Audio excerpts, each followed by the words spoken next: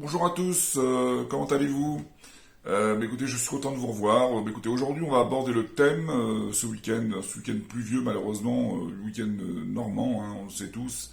La pluie, c'est un peu notre soleil normand. En plaisantant, on va aborder comment dire, la thématique des institutions et de la réforme des institutions. Alors, si je suis président, bien entendu, la première chose que je ferai sera la réforme en congrès de la Constitution de 58. Oui, je mettrai en place une réforme des élections par le biais d'un scrutin proportionnel et je mettrai en place la réforme des traités européens dans la Constitution, à savoir que ce qui a été mis en place en 2005 ne pourra plus être mis en place.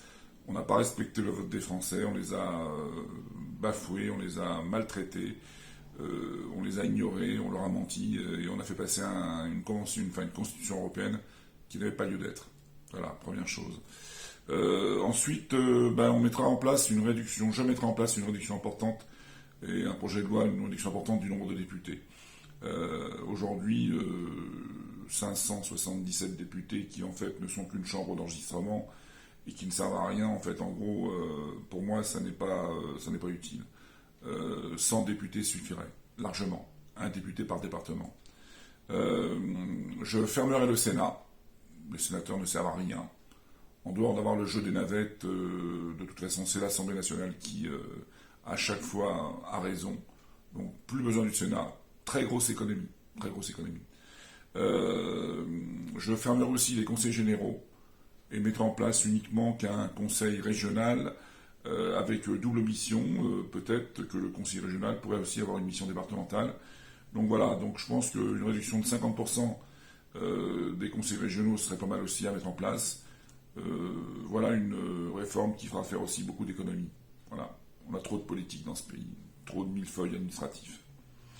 Je ferai inscrire dans la Constitution, lors d'un congrès, que 70% des lois doivent provenir de l'Assemblée nationale et non l'inverse. Aujourd'hui, l'Assemblée nationale n'est qu'une chambre d'enregistrement. 90% des lois viennent du gouvernement. C'est inadmissible. Ça n'est pas ça une démocratie. Lors d'un conseil des ministres, eh bien, pour le conseil des ministres, je mettrai en place 25 ministres et secrétaires d'État. Ça suffit amplement. Pas la peine non plus de payer les ministres à rien faire. Je les ferai travailler très sérieusement. Et comme je vous l'ai dit, je mettrai en place un mandat révocable. Un ministre mauvais, au bout d'un an, il s'en va.